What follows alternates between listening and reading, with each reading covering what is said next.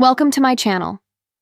For years, the dream of Coyote Pass stood as the centerpiece of Cody Brown's vision, a sprawling piece of land meant to symbolize unity, legacy, and the foundation of his so-called forever family. It was supposed to be the crown jewel of his patriarchal reign, the land where each wife would one day have her own home, yet connected by the invisible threads of faith and loyalty. But instead of becoming a promised land, it turned into the battlefield that exposed betrayal, broken trust, and financial disaster. And now, after months of legal warfare and courtroom drama, the gavel has come down. The judge has banned Cody Brown from Coyote Pass, stripping him of the control he once clung to so tightly. And in a stunning twist, the wives, Christine, Janelle, and Meri, are the ones stepping forward to take control of the land. This ruling has rocked the Sister Wives universe like nothing before, changing not just the fate of Coyote Pass, but the very identity of the Brown family. Let's rewind the clock and trace how we got here. When the Browns uprooted their lives from Las Vegas and moved to Flagstaff, Cody presented the vision of Coyote Pass as divine destiny. 4 homes for 4 wives, space for their children, a spiritual inheritance. He spoke of it like a prophet laying out the path to salvation. But what viewers didn't see on TLC was the chaos that came with it, the loans, the divided deeds, and the constant financial juggling to keep up appearances. Christine doubted from the beginning. Janelle, ever the pragmatic one, asked hard financial questions that Cody brushed off. Meri was caught in the middle, isolated, emotionally detached, yet still tied by contracts and investments. And Robyn, Cody's so-called favorite, pushed hard for the dream to stay alive, insisting that building at Coyote Pass was the only way to solidify the family's future. But dreams require money, and money was something the Browns didn't have. Public records revealed ballooning mortgages, unpaid taxes, and second loans taken out on the properties. Cody convinced the wives that patience would pay off, that once TLC money kept flowing, they'd be able to build. Instead, the opposite happened. Christine walked away, unable to sacrifice herself any longer for Cody's ego. Janelle was left in limbo, living out of an RV after her own house plans collapsed. And Meri, emotionally estranged yet still tethered to the family business, watched helplessly as her share of the land became another pawn in Cody's empire. All of this simmered under the surface until the court was finally brought in. The case began when Christine and Janelle filed legal motions demanding accountability for how family funds were being handled, specifically tied to Coyote Pass.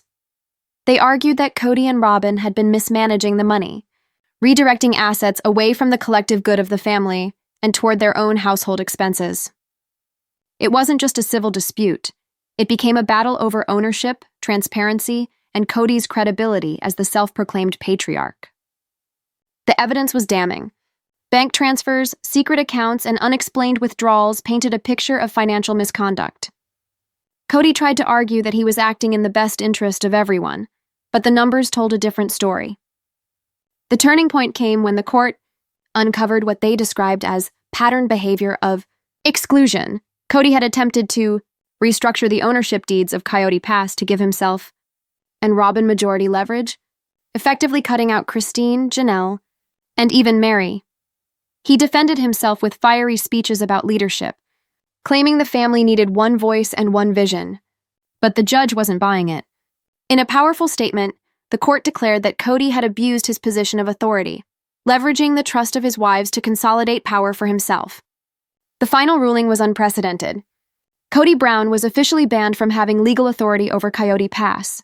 His attempts to control the land were stripped away, and the rights were transferred to Christine, Janelle, and Meri, the very wives who had borne the brunt of his manipulation. The judge's words were sharp and final. This land was meant to represent a shared dream. Instead, it became a weapon of control. That ends today. The aftermath was explosive.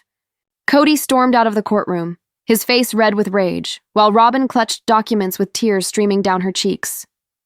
For them, Coyote Pass had been the last pillar of their identity as a couple still standing within the Sister Wives' legacy. Losing it was more than financial, it was symbolic. Without Coyote Pass, Cody's vision of himself as the patriarch collapsed entirely. But for Christine, Janelle, and Meri, it was liberation. At long last, the land that had chained them to a broken promise was theirs to decide. But what does this mean for the future? That's where the story takes a fascinating turn. Insiders close to the family suggest that Christine and Janelle are already planning to repurpose Coyote Pass into something far different than Cody's dream. Instead of multiple homes tied to his control, whispers suggest they're considering a joint business venture, a retreat, a wellness center, even an empowerment hub for women who've walked away from toxic relationships. Meri, for her part, is said to be cautious but intrigued, seeing the land as an investment opportunity rather than a family anchor. The Brown family fans are now divided. Some see this as karmic justice, Cody finally paying for years of arrogance, favoritism, and disregard for the women who carried the family on their backs. Others see it as the tragic end of what was once a unique, if flawed, family experiment. And TLC? They're reportedly circling the drama like hawks, eager to capture the fallout on camera. After all, nothing sells like the collapse of a patriarch live on television. And yet, beneath the legal jargon and the courtroom theatrics, the ruling carries a deeper message. For years, Sister Wives has been a story of women sacrificing themselves for a man's vision. With this ruling, the narrative has shifted. Christine, Janelle, and Meri are no longer accessories to Cody's ego. They are the ones in control, the ones holding the deeds, the ones rewriting the future of Coyote Pass. Cody may rage. Robyn may cry, but the tide has turned. The question now is simple. What will the wives do with their newfound power? Will they build something truly new? Or will the scars of the past hold them back? And perhaps more chilling, how far will Cody go to claw back the control he's just lost? The court's ruling banning Cody from Coyote Pass didn't just strip him of property rights, it shattered the very foundation of the narrative he had built for over a decade. For years, Cody had framed himself as the visionary patriarch, the man chosen to guide his wives and children into a future of unity and prosperity. The land at Coyote Pass wasn't just dirt and trees to him. It was proof of his authority, his leadership, and his ability to orchestrate a grand design that only he could see. Without it, that vision crumbled, and with it, his self-proclaimed crown. Inside sources paint a grim picture of Cody's reaction in the days following the ruling. One report describes him pacing inside the Flagstaff rental home, his voice hoarse from hours of shouting. He allegedly ranted about betrayal, claiming that Christine, Janelle, and Meri had orchestrated the downfall as part of a coordinated attack against him. Robyn, caught between tears and denial, was said to be urging him to keep fighting. "This isn't over," she reportedly told him. "You can appeal. They can't just take it away from you." But those who followed the case closely say the judge's decision left very little room for appeal. The evidence against Cody wasn't circumstantial. It was concrete, documented, and undeniable. Court transcripts revealed just how damning the testimony was. Witnesses described how Cody and Robyn managed finances in a way that excluded the other wives. Documents showed that money from TLC paychecks and family business ventures had been funneled into accounts Cody kept under his and Robyn's control. Janelle, who had repeatedly raised questions about where the funds were going, was often shut down or dismissed in family meetings. Christine, who had already left the marriage, testified that Cody's promises about the land were always shifting, always moving further into the future, while real progress never materialized. Meri added that while she often stayed quiet in public, she had long felt her share of Coyote Pass was being leveraged against her, used as a bargaining chip to keep her tethered to the family despite her emotional estrangement. The judge's statement captured it best. Coyote Pass was intended as a shared dream. Instead, it became a tool of control, manipulated to consolidate power in the hands of one individual while excluding others. This court will not allow property to be used as an instrument of coercion. With those words, Cody's grip was broken. Meanwhile, Christine and Janelle emerged from the courtroom with quiet strength. They didn't celebrate loudly, but their relief was palpable. For Christine, this was vindication after years of being portrayed as emotional or unreasonable for questioning Cody's authority. For Janelle, it was justice after years of financial sacrifice and unanswered questions. Meri, though more subdued, made it clear through her lawyer that she intended to exercise her rights as a co-owner of the land, no longer willing to let Cody use her silence as leverage. But what happens when the symbol of a man's power is stripped away? For Cody, insiders say it triggered a spiral of paranoia and anger. He allegedly told friends that the court had been manipulated by what he called a feminist agenda. He claimed Christine and Janelle had poisoned public opinion against him through their social media presence. their interviews, and their growing influence in the Sister Wives fan community. He reportedly accused Meri of betraying him by siding with them in court, even though she had been largely passive for years. Robyn, on the other hand, is said to have doubled down on supporting him, telling those close to her that Cody was the real victim of a smear campaign. For the wives, however, the ruling opened doors that had been locked for years. Christine, who had already started a new life in Utah, expressed interest in using her share of the land as a resource for her children's future. Janelle, ever the practical one, was said to be considering developing part of the land into a retreat or wellness business, leveraging the location as a sanctuary for women seeking empowerment after leaving controlling relationships. Meri remained cautious but recognized the financial potential of holding a stake in the land now free from Cody's grip. Fans across social media exploded with reactions. Hashtags like Under Justice for the Wives and Coyote Pass Truth began trending, with many declaring that this was the ultimate karma for Cody's years of favoritism and control. Memes circulated showing Cody's face inside a red band stamp, while others celebrated the wives' newfound independence. The court's decision wasn't just a legal ruling, it was a cultural moment, a turning point in the ongoing saga of sister wives that symbolized the broader shift from patriarchal dominance to female empowerment. TLC, always quick to capitalize on drama, is rumored to be developing a special focusing on the fallout of the court ruling. Insiders claim the network sees this as the perfect setup for a new narrative arc, no longer about one man juggling multiple marriages, but about the women who broke free from his shadow and reclaimed their autonomy. Christine, Janelle, and even Meri are said to be open to telling their side of the story in greater detail, while Cody and Robyn are reportedly resistant, fearing that any new footage will only further damage their already crumbling reputation. But here's where the story takes a darker turn. Sources suggest that Cody isn't done fighting, not legally and not emotionally. While his chances of overturning the court's ruling are slim, those close to him say he's determined to make life as difficult as possible for the wives moving forward. One insider even suggested that Cody has been exploring new business ventures aimed at regaining financial power, though given the collapse of his previous attempts, skepticism remains high. Others speculate that he may attempt to spin his downfall into a comeback narrative, pitching himself to networks as the fallen patriarch seeking redemption. Robyn, meanwhile, is said to be struggling under the weight of this new reality. The life she envisioned, a secure future with Cody as the family's leader and Coyote Pass as their crown jewel, has crumbled. Friends describe her as increasingly anxious, clinging to Cody's reassurances even as the evidence of their loss surrounds them. For Robyn, the ruling didn't just strip away land. It stripped away the illusion that she and Cody were untouchable. The symbolic power of the ruling cannot be overstated. For years, fans watched as Cody dismissed Christine's concerns, argued with Janelle about finances, and sidelined Meri until she was little more than an afterthought. Coyote Pass was his trump card, the dream he dangled in front of them to keep them tied to him. Now that card has been taken from his hand, leaving him with nothing but anger, denial, and a shrinking circle of influence. And yet, even as the dust settles, questions linger. What will Christine, Janelle, and Meri actually do with their control over Coyote Pass? Will they unite to build something new, or will old wounds resurface and divide them once again? And perhaps more ominously, what lengths will Cody go to in order to reclaim what he sees as his rightful throne? The news of Cody's ban from Coyote Pass spread quickly, not just within the family, but across the fan community, tabloids, and even local media and Flagstaff. To some, it was the long-awaited justice they felt the wives deserved. To others, it was the tragic collapse of a family that once claimed to represent faith, unity, and resilience.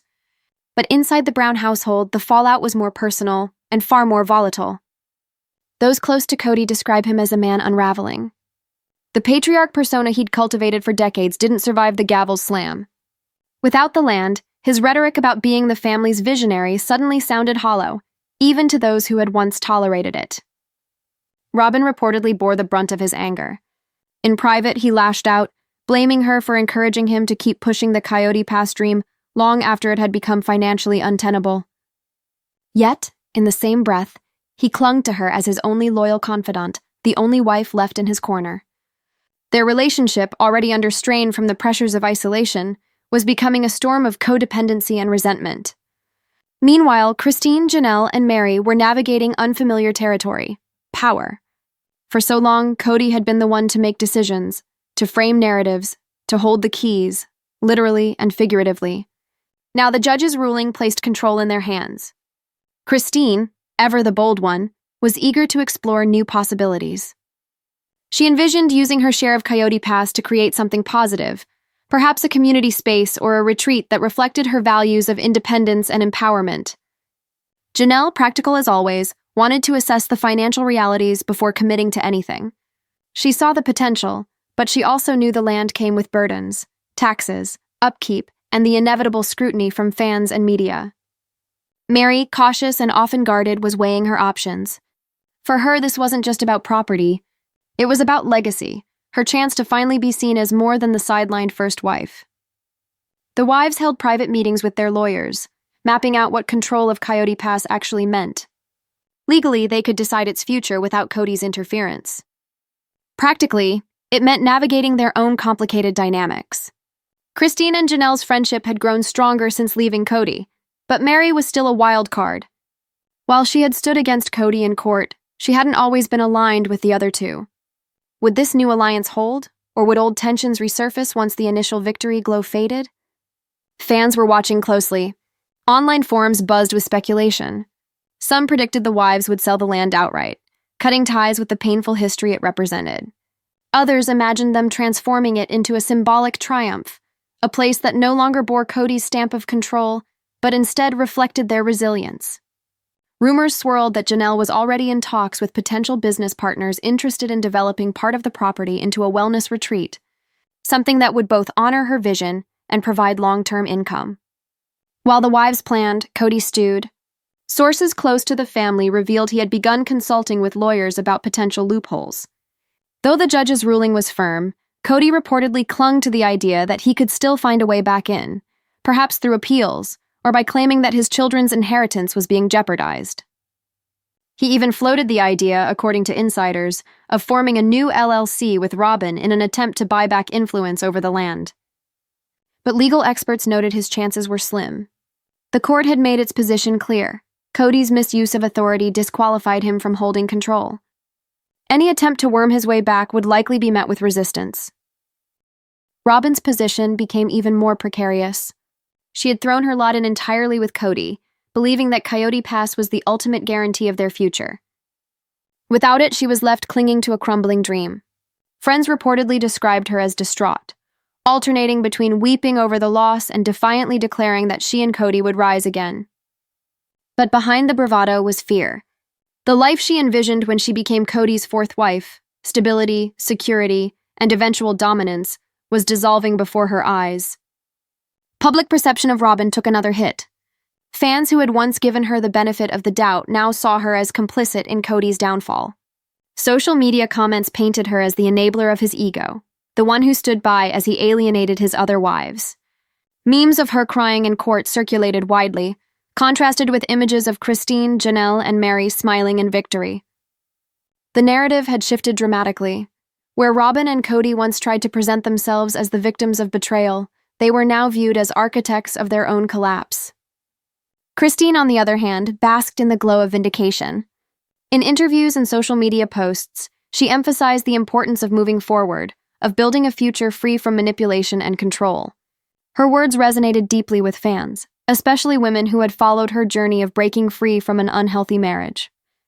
Janelle, too, found herself celebrated as a symbol of resilience. Fans praised her for standing firm despite the years of financial gaslighting she endured.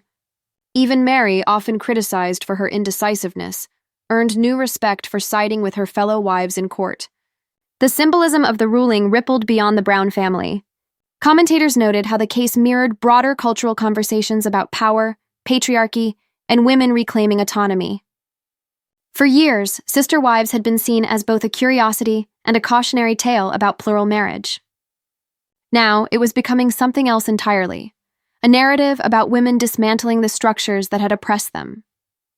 The wives' control of Coyote Pass wasn't just a legal victory, it was a cultural milestone. But Cody wasn't finished. Insiders say he was already plotting his next move. Some claim he reached out to former business associates, exploring opportunities to rebuild his image through motivational speaking or even self-publishing a book.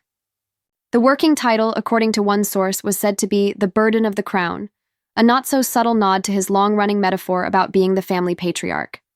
Whether anyone would buy into this reinvention remained to be seen, but for Cody, clinging to the idea of relevance was all he had left. The wives, meanwhile, faced their own challenges. Victory in court was one thing, but turning that victory into a sustainable future was another. Could Christine, Janelle, and Meri truly set aside years of tension and work together to build something meaningful from Coyote Pass? Or would old wounds resurface, threatening to fracture their newfound alliance before it even began? As the dust settled, one thing was clear. The era of Cody Brown as the unchallenged patriarch was over. The gavel had fallen, the power had shifted, and for the first time in decades, the wives were holding the reins. The question was no longer whether Cody could maintain control. It was whether the women could transform their victory into a legacy of their own. As the ruling began to sink in, the Brown family found themselves split into two distinct camps. On one side were Cody and Robyn, clinging desperately to what little narrative control they had left. On the other side were Christine, Janelle, and Meri, cautiously stepping into their new authority over Coyote Pass. For years, the family's storylines had revolved around Cody's vision, Cody's grievances, and Cody's patriarchal authority. But now, the shift in power was undeniable, and it was beginning to play out in public as much as it was behind closed doors. Local reporters in Flagstaff began digging deeper into the court case, publishing detailed articles that laid out how Cody and Robyn had allegedly siphoned money, manipulated property deeds, and presented themselves as victims when, in fact, they were benefiting from the family's collective sacrifices. These articles added fuel to the fire, painting Cody and Robyn as villains in a real-life drama that was starting to overshadow even the television show. One article bluntly stated, "The man who called himself a family builder has been legally recognized as a divider." Christine was quick to seize the momentum.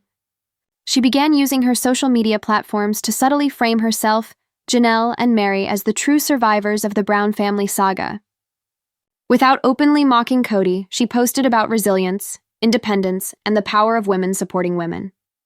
Fans flocked to her pages, praising her not just for leaving Cody, but for standing firm in court. Christine knew better than to gloat outright, but she also knew the importance of controlling the narrative now that Cody's version of events was unraveling. Janelle, ever practical, focused on the tangible aspects of their victory. She consulted with real estate experts about the potential of Coyote Pass. Could it be sold for profit? Could parts of it be developed into something meaningful? She spoke carefully, emphasizing that whatever decision they made, it would be done with caution and respect for the struggles they had endured to get there. Fans appreciated her level-headedness, seeing her as the financial backbone who had long been denied her rightful voice. Now she was finally able to speak with authority, and it resonated. Meri, meanwhile, found herself in an unexpected position. For years, she had been criticized for lingering too long in a marriage that no longer gave her joy. She was seen as indecisive, unwilling to let go of Cody despite his obvious favoritism toward Robyn. But in court, she had stood firmly with Christine and Janelle, and now she was reaping the rewards of that decision. Her followers began to see her in a new light, praising her for finally stepping into her strength. Even though her role was often quieter than Christine's or Janelle's, Meri's decision to stand against Cody gave her a credibility she had long lacked. Cody, of course, was not taking this lying down. Insiders say he spent hours pacing around his home, ranting about betrayal, loyalty, and the unfairness of the system. He allegedly accused Christine and Janelle of conspiring against him from the very beginning, painting them as manipulative opportunists who had tricked the judge into believing their lies. Robyn echoed his outrage, insisting that the court had been biased, and that the truth would eventually come out. But the truth was, the court's decision had been clear and firm. There was no bias, just evidence, testimony, and years of documented patterns of financial mismanagement. Their anger wasn't just directed at the wives, either. Cody reportedly lashed out at the children who had supported their mothers in court. He felt betrayed by his own sons and daughters, many of whom had openly sided with Christine and Janelle. Some children, sources claim, no longer even take Cody's calls. For a man who once prided himself on being the center of a large, loyal family, this rejection cut deeply. His desperation for control was matched only by his fear of being irrelevant, a fear that was now becoming a reality. The judge's ruling had broader consequences, too. TLC, the network behind Sister Wives, was forced to consider the future of the show. Could it continue if Cody no longer had authority over the family's central storyline? Would viewers still tune in if the patriarch was no longer in control? Or would the wives' newfound independence breathe fresh life into the series, turning it into a story of empowerment rather than control? Executives reportedly debated whether to pivot the narrative entirely, highlighting Christine, Janelle, and Meri's journey as the central arc going forward. Public opinion was clear. Viewers were more invested in the wives than ever before. Social media trended with hashtags like Tolerant Team Christine, To Justice for Janelle, and Meri Deserves Better. Meanwhile, Cody and Robyn faced a flood of criticism, with memes mocking their courtroom behavior and their increasingly frantic attempts to salvage their image. The tide had turned, and it was not in their favor. But even as the wives celebrated their victory, new challenges emerged. The logistics of controlling Coyote Pass were complicated. Who would manage it? Would they divide it equally? Would they sell it and split the profits, or try to create something lasting together? Christine, Janelle, and Meri all had visions for the land, but those visions didn't always align. Christine dreamed of a symbolic transformation, something that would prove they had risen from the ashes. Janelle wanted practicality, financial stability, and long-term security. Meri was torn, unsure if she wanted to keep holding on to something so deeply tied to years of pain. This left the door open for further conflict. Though they were united against Cody, their unity was tested by the reality of managing the property. Could they find common ground, or would the very land they had fought to control become a new source of division among them? Cody, ever watchful, saw an opportunity in these tensions. According to insiders, he began telling anyone who would listen that the wives wouldn't last long without him. "They don't know how to manage anything," he allegedly ranted. "They'll fall apart without me, and when they do, I'll be there to pick up the pieces." Whether this was wishful thinking or a genuine belief, it revealed Cody's ongoing refusal to accept the new reality. He couldn't fathom a world where the wives succeeded without his guidance, even though they had already proven stronger without him. Meanwhile, Robyn remained in damage control mode.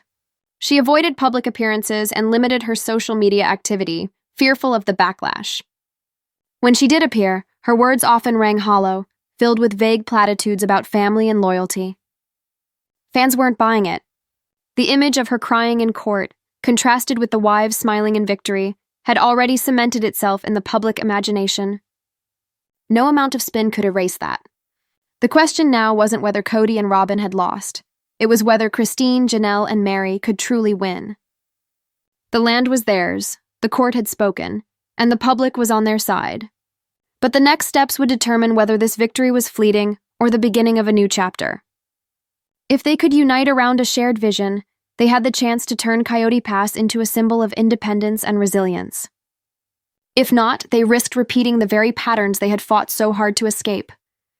For now, though, the balance of power had shifted, and the wives stood in the rare position of holding all the cards. Cody's anger couldn't change that. Robyn's tears couldn't undo it. The gavel had fallen, the decision was made, and the question that lingered was simple. What would the wives do with their newfound power, and could they keep it from slipping through their fingers? In the weeks following the court's final ruling, life around Coyote Pass began to change dramatically. Surveyors were seen walking the land, measuring boundaries and marking plots that had once been nothing more than a dream in Cody's eyes. Except now those dreams were no longer his to control. Christine, Janelle, and Meri each had equal authority, and their discussions about what to do with the property grew more frequent and more complex. Christine leaned toward selling her share. After all, she had built her new life elsewhere, and though she had fought tooth and nail for justice, she wasn't sure she wanted to keep something that had caused her so much heartbreak. Janelle, however, was far more cautious. She saw potential in the land, imagining that if it were developed properly, it could bring stability and even financial gain for generations to come. Meri remained the most conflicted of all. Her ties to the family had always been complicated, and while she felt vindicated by the ruling, the thought of being tied to Cody's legacy, even through land she now partly owned, made her uneasy. Meanwhile, Cody grew more erratic. Neighbors reported seeing him pacing outside, speaking angrily on the phone, sometimes yelling loud enough for others to hear. One local claimed they overheard him saying, "This isn't over. They can't just take everything from me." His defiance hinted at a brewing storm, one that could lead to further legal action, desperate appeals, or even attempts to undermine the wives' new control. Robyn, too, remained in turmoil. The court of public opinion had branded her as complicit in Cody's downfall. The image of her crying while holding property deeds had gone viral, becoming a symbol of misplaced loyalty and privilege. Her reputation, once carefully managed, was now in tatters. Friends say she spent her days in tears, terrified of what further exposure might come out about the family's financial dealings. The wives, however, faced a different kind of battle, one with each other. While united in victory, cracks began to show in their alliance. Christine's desire for freedom clashed with Janelle's practical nature, while Meri's silence raised questions about where her loyalties truly lay. Could the three of them stay united long enough to build something meaningful out of this land, or would Coyote Pass become the very thing that drove them apart once more? Behind the scenes, whispers of more hidden accounts and undisclosed assets began to surface. Court documents hinted that Cody and Robyn might not have revealed everything. If true, another storm was brewing, one that could make the $12 million verdict look small compared to what might still be uncovered. As the dust settled on one courtroom battle, it became clear that the Brown family saga was far from over. Coyote Pass, once a symbol of Cody's grand vision, had become the wives' battlefield for independence. But with tensions rising, secrets still buried, and Cody vowing revenge, the question wasn't whether the story had ended. It was what shocking twist was about to explode next. Because sometimes, the biggest revelations don't come when the gavel falls. They come after, when the people left standing realize the fight has only just begun.